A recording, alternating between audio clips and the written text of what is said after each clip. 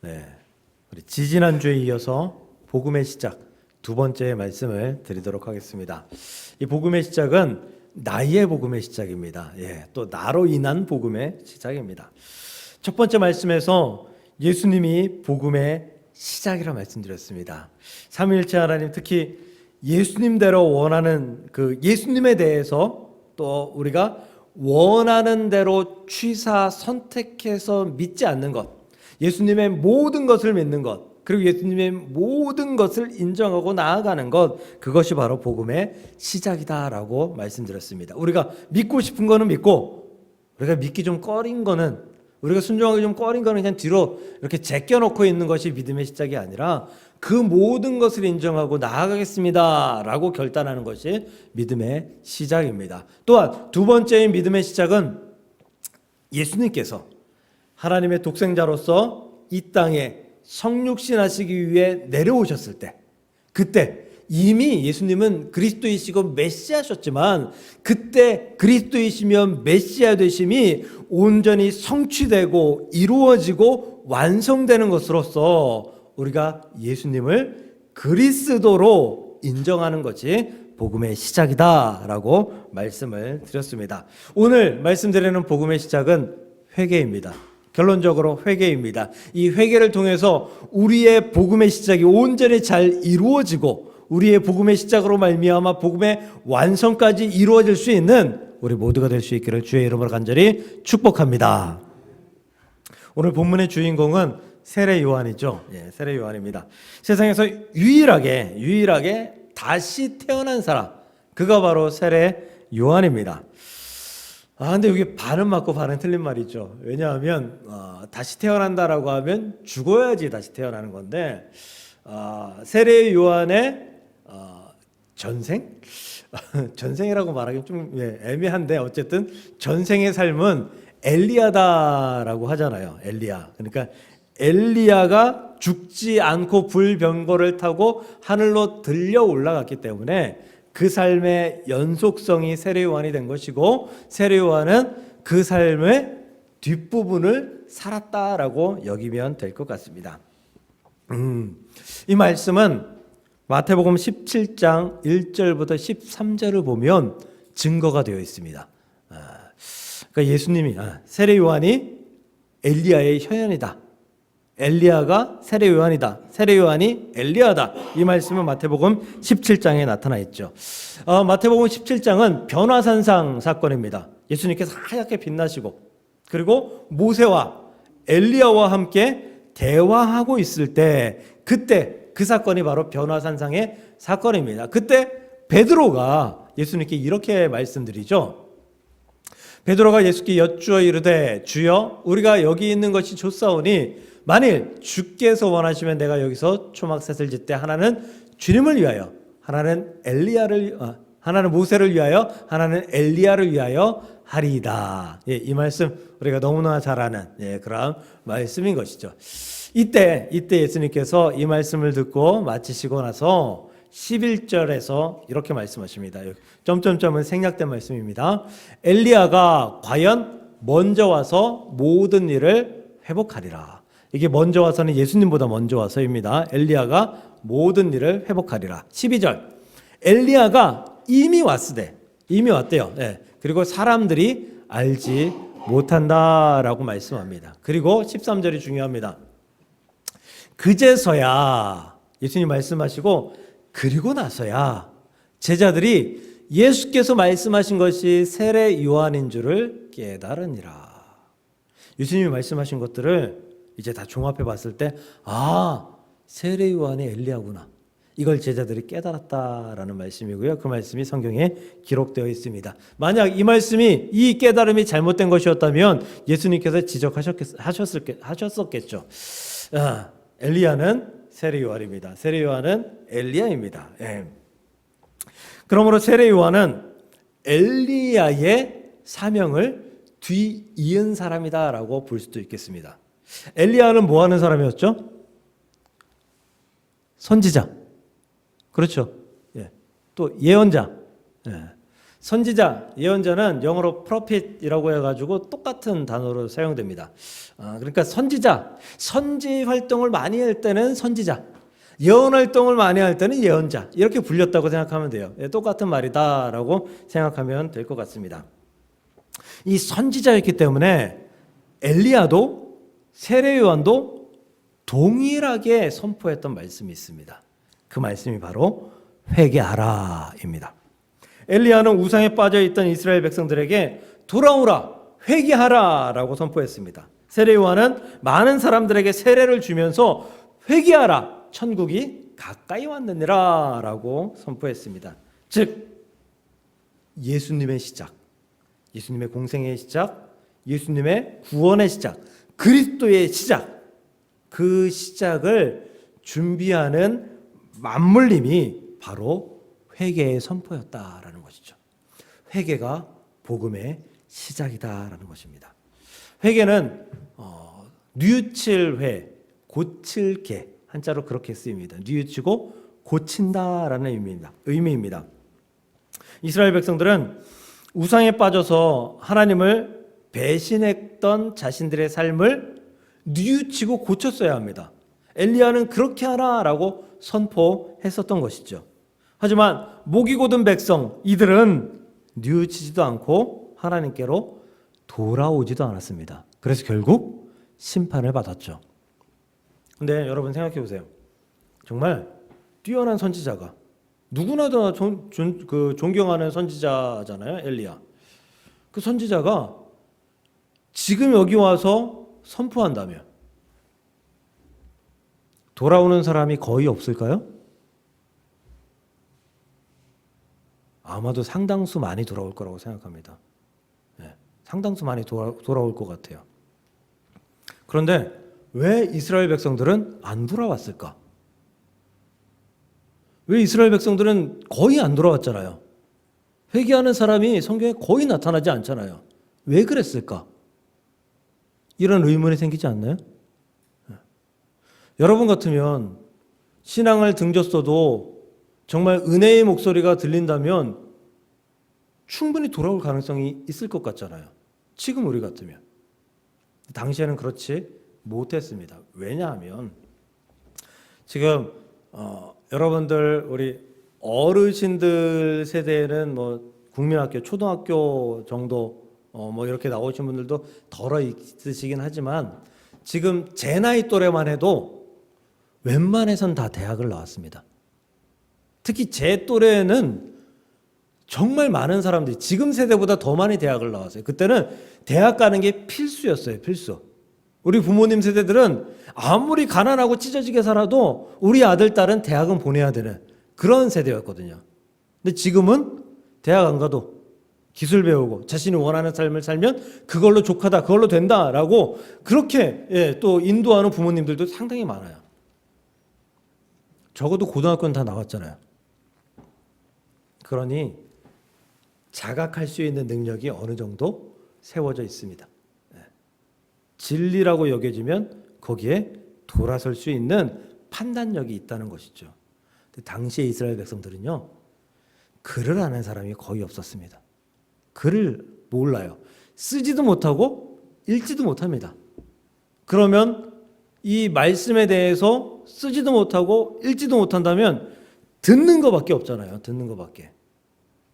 그들이 귀 기울여 듣는 말씀이 어떤 것일까요? 누구의 것일까요? 주로 선지자, 예언자. 그런데 선지자, 예언자는 거짓 선지자들이 훨씬 더 많습니다. 거짓된 사람들.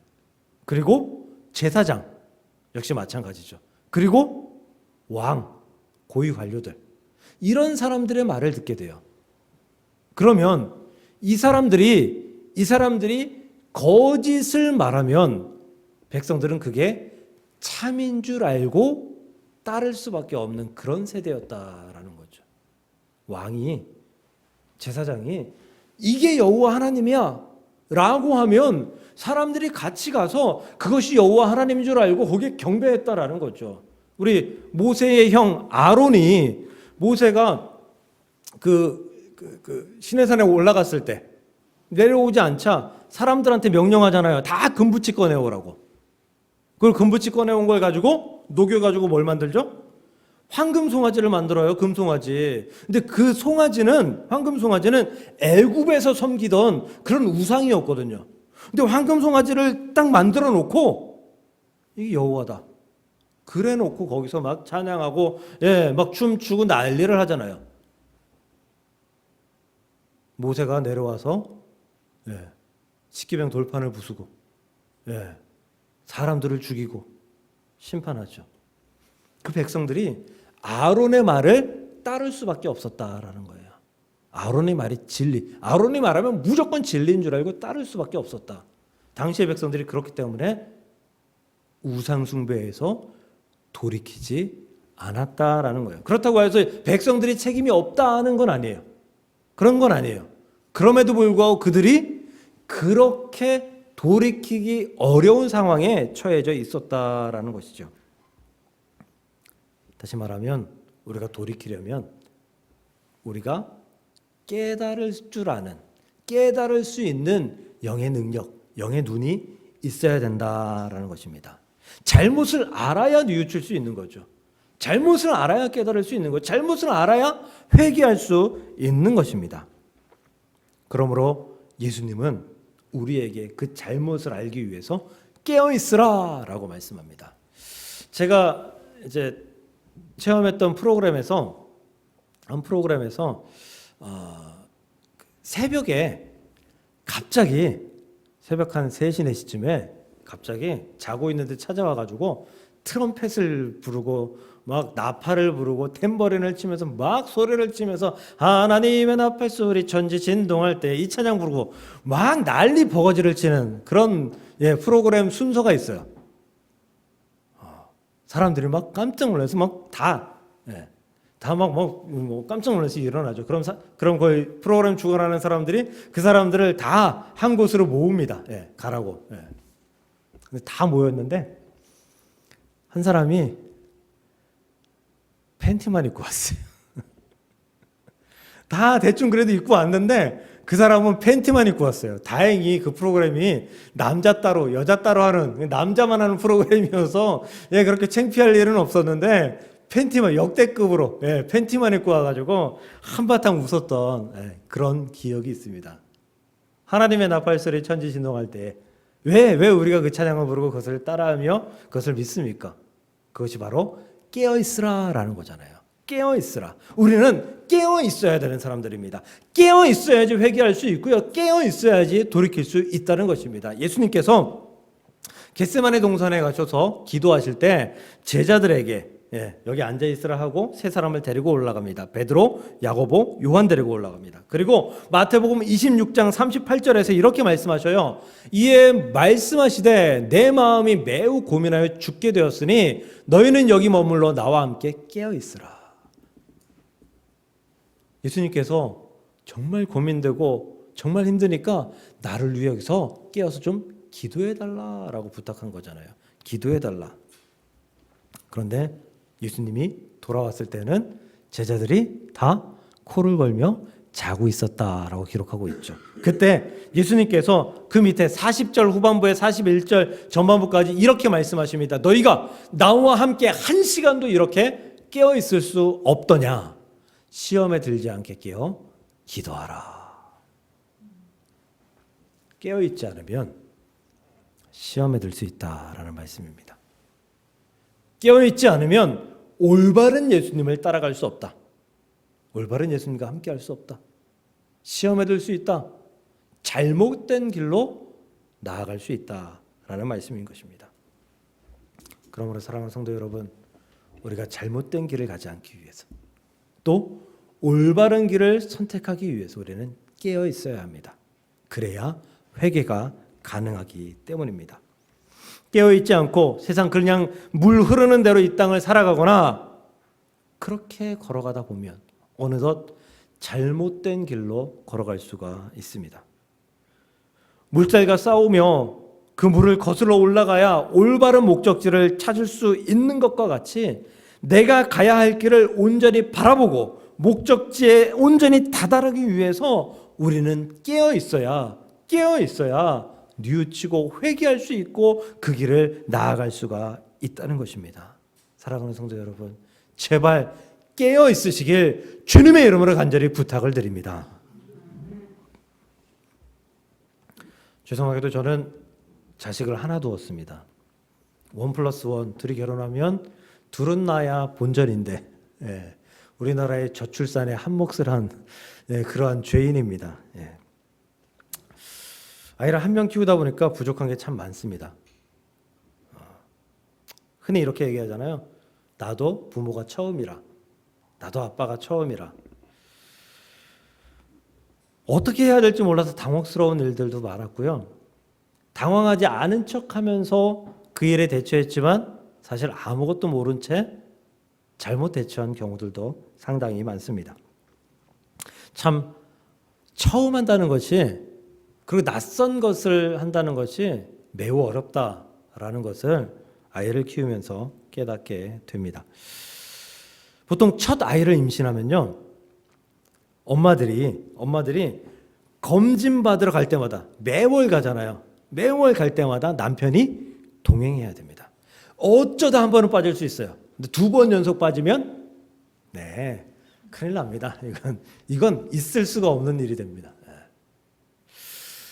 검사하라는 거, 뭐 여러 가지 검사들이 있잖아요. 다 해야 돼요. 그리고 의사들이 그거 안 하면 큰일 날 것 같이 뭐 그럽니다. 근데 막상 검사를 해보면 다 정상. 거의 다 정상입니다. 거의 다. 출산될 때까지, 아이를 낳을 때까지 걱정하고 또 걱정해요. 근데 저희는 둘째가 없어서 모르겠지만, 둘째를 임신하게 되면 이 아내들이, 이 엄마들이 애 하나 손에 잡고 배부른 채로 택시 타고 혼자 병원에 갑니다. 예. 남편이 같이 안 가도 별 문제가 되지 않는다는 거 알고 있거든요. 예. 요즘은 또 택시 부르면 그 집 앞까지 오니까 편안하게 그냥 택시 타고 가서 병원 가서 검진을 받고 옵니다. 검사 받으라는 거 쿨하게 패스합니다. 정말 중요한 거 한두 개 외에는 잘 받지 않습니다. 왜? 어차피 그 결과가 정상이라는 거 알고 있기 때문인 것이죠. 둘째는 첫째 경험 때문에 편안해요. 내가 이미 한번 해봤는데 편안합니다. 키울 때도 수월하죠. 키울 때도 수월해요. 이럴 때 저럴 때 어떻게 대처해야 하는지 이미 첫째로부터 경험해 봤기 때문이죠. 저도 그랬어요. 첫째가 저희 아이가 열이 날 때 막 40도 막 오르니까, 밤에 오르니까 무서워서 응급실을 찾아갔어요. 응급실 가면 뭐 해열제를 먹이거나 아니면 해열제를 한 대 놔준다던가, 그리고 대처를 해줍니다. 근데 대처해준다는 게 별게 없어요. 홀라당 벗겨놓고, 기저귀만 차고 홀라당 벗겨놓고, 그리고 이 수건으로 계속 몸을 닦아서 열을 내려줍니다. 둘째가 새벽에 아프면 어떻게 해요? 응급실 안 갑니다.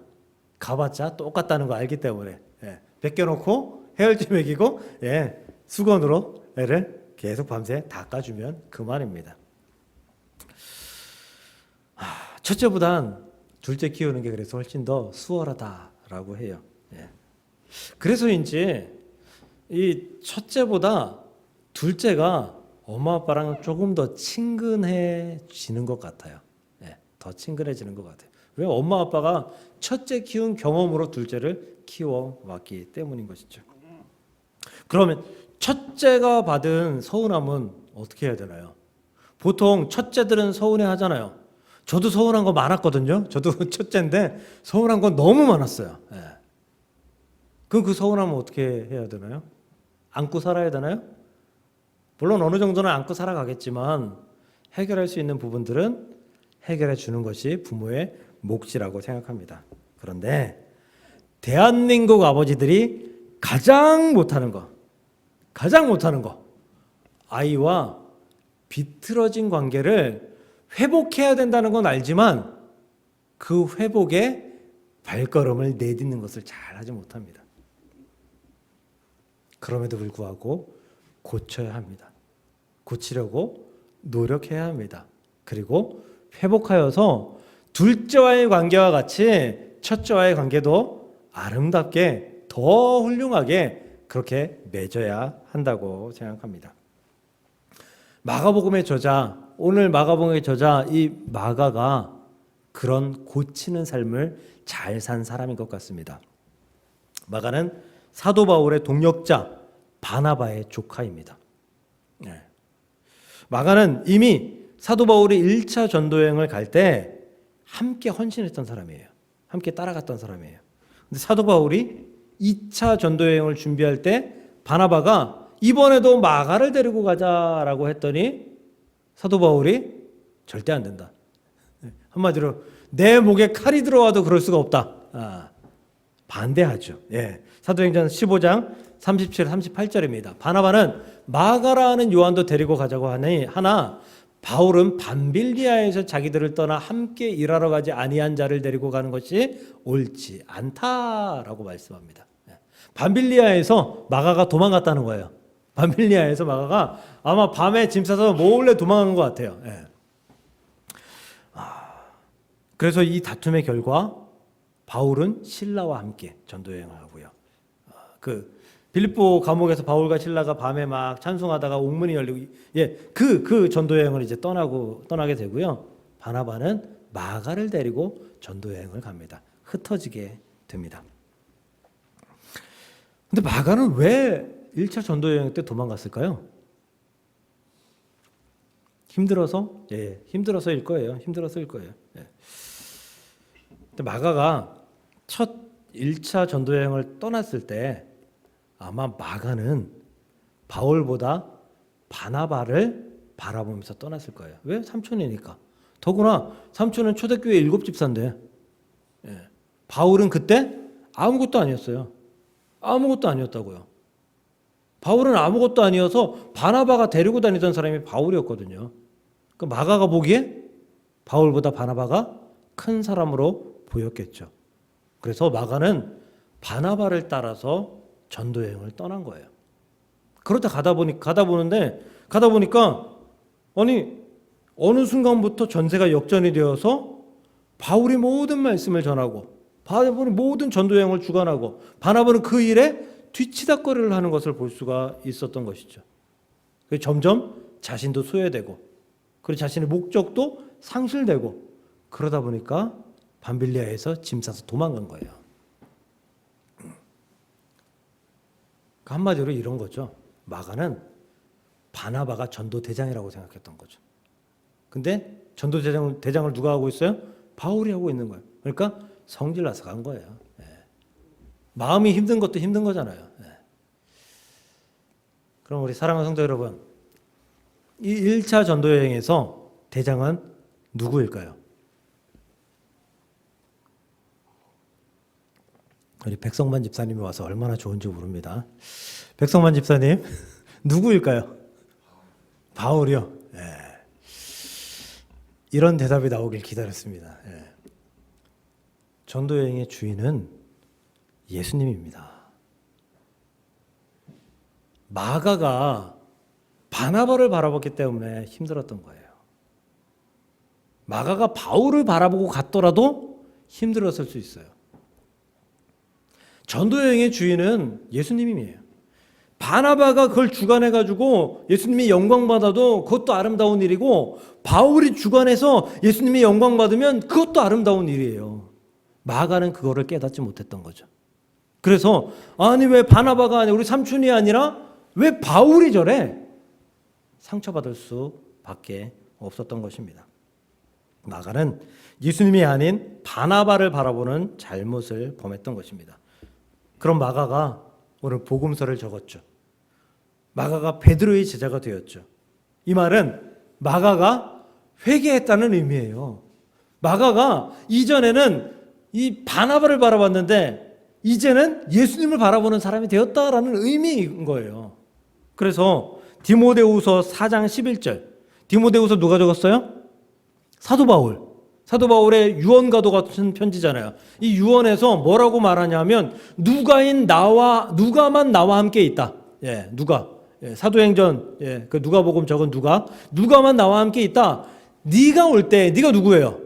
디모데겠죠, 뭐. 디모데가 올 때에 마가를 좀 데리고 와라. 마가가 그 마가예요. 오늘의 마가예요. 그가 나의 일에 유익하니라. 이 말씀만 봤을 때 바울과 마가 사이에 분명히 이전에 무슨 일이 있었다라는 얘기죠. 도망가고 끝이 아니었었다는 얘기겠죠. 아마 서로 만나는 일이 있었을 것이고, 어쩌면 편지를 주고받는 일이 있었을 것이고, 어쩌면 저들이 서로 끌어안고 얼싸안고 울으며 서로를 축복하는, 또 회개하는 그러한 일이 있었을지도 모르겠습니다. 어찌됐거나 마가는 이전에 사도 바울에게 쓸데없는 사람이었는데, 2차 전도여행에 데려갈 수 없는 나쁜 사람이었는데, 이제는 사도 바울에게 유익한 사람이 되었다라는 거예요. 마가가 회개했다. 마가가 바나바를 바라보는 사람이었다가 예수를 바라보는 사람으로 돌이켰다라는 의미인 것입니다. 사랑하는 성도 여러분, 예수님을 위해 우리는 고쳐야 합니다. 회개해야 합니다. 우리의 삶의 방향이 내가 물질을 향해 있는지, 아니면 어떤 사람을 향해 있는지, 아니면 명예에 있는지, 그 모든 목적이 아니라 내 목적이 예수 그리스도가 되어서 예수 그리스도를 향한 목적이 이루어지기를 소망하는 마음으로 우리의 마음을 바꿔야 되는지를 믿으시길 주님의 이름으로 간절히 축복합니다. 교회에서 목사님께서 회개에 관한 설교를 하십니다. 그리고 학생에게 이렇게 질문합니다. 학생, 회개하려면 먼저 어떻게 해야 되죠? 아마 목사님의 질문은 기도하라, 이런 답을 생각하고 물으셨던 것 같습니다. 그러자 학생이 이렇게 대답합니다. 네, 목사님, 먼저 죄를 지어야 됩니다. 근데 이 말씀이 로마서에 나와요. 이 예화가 로마서에 나와요. 로마서 6장 1절 2절을 보면요, 그런즉 우리가 무슨 말을 하리요? 은혜를 더하게 하려고 죄에 거하겠는가? 이게 로마 교회에 있는 사람들이 하던 말이에요.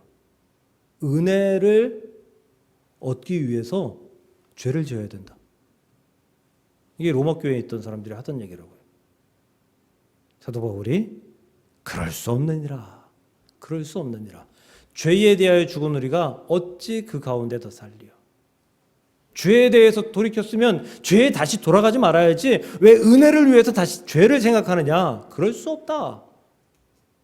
사도 바울이 말씀한 것입니다. 죄는 우리 영혼을 죽게 합니다. 죄는 우리가 은혜의 자리로 돌아가게 하는 것이 아니라 오히려 은혜의 자리에서 심판의 자리로 끌어옮기게 합니다. 그러므로 그리스도 안에 있길, 죄 안이 아닌 그리스도 안에 있길 원하는 그런 우리 모두가 되어야 합니다. 회개했다면, 죄에서 돌이켰다면 다시금 그 자리에 가지 않기 위해서 애쓰고 힘쓰는 것이 믿음의 시작, 복음의 시작, 믿음의 생활이라는 사실을 믿으시길 주님의 이름으로 간절히 축복합니다. 또한 회개를 위기를 모면하는 도구로 사용해서는 안 됩니다. 우리 간혹 이러한 말하는 사람을 볼 수가 있어요. 하나님 앞에 부끄러운 행동을 하면서 에이, 회개하면 되지. 이미 범죄한 자입니다. 하나님 앞에 부끄러운 생각이 드는 순간 그 죄를 멈춰야 합니다. 그 자리에서 멈춰야 합니다. 만약 그 자리에서 멈추지 않고 나아간다면 우리는 다시금 철저하게 회개하고 그리고 다시금 철저하게 복음의 시작의 자리로 나아가야 된다라는 사실을 기억하고, 우리가 회개했다면, 복음을 시작했다면, 내 안에 복음을 시작했다면, 그 복음의 시작을 이루어가고 있다면 우리가 그 자리로 돌아가지 않기 위해서, 우리의 믿음을 유지하기 위해서, 우리의 믿음 생활을 영위하기 위해서 죄와 멀리하고 온전히 돌이키는 하나님의 백성들이 되어야 되는 줄 믿으시길 주의 이름으로 간절히 축복합니다. 말씀 정리합니다. 회개해야 합니다. 혹시 이전에 회개는 했는데 어물쩡 대략 회개하고 그리고 믿음 생활하신다면 돌이키시기 바랍니다. 완벽하게 회개하시기를 바랍니다. 철저하게 회개하시기를 바랍니다. 그리고 그 회개 앞에 여러분들의 믿음의 탑을 다시 쌓으시길 간절히 소망합니다. 그 믿음의 탑으로 말미암아 넘어지지 않고 쓰러지지 않기 위해서 죄와 멀리하는 그런 삶을 살아갈 수 있기를 간절히 축복합니다. 그런 삶을 살아갈 때에 우리는 다시금 무너지고 다시금 첫 자리로 돌아가서 복음의 시작을 하고 다시금 무너지고 다시금 복음의 시작을 하고 다시금 무너지고 복음의 시작을 하는 사람이 아니라 복음의 시작을 하고 차근차근 탑을 쌓으며 하나님께로 나아가고 하나님께로 영광이 되고 하나님의 기쁨이 되는 아름답고 복된 삶을 살아가는 하나님의 백성들이 되시기를 주님의 이름으로 간절히 축복합니다.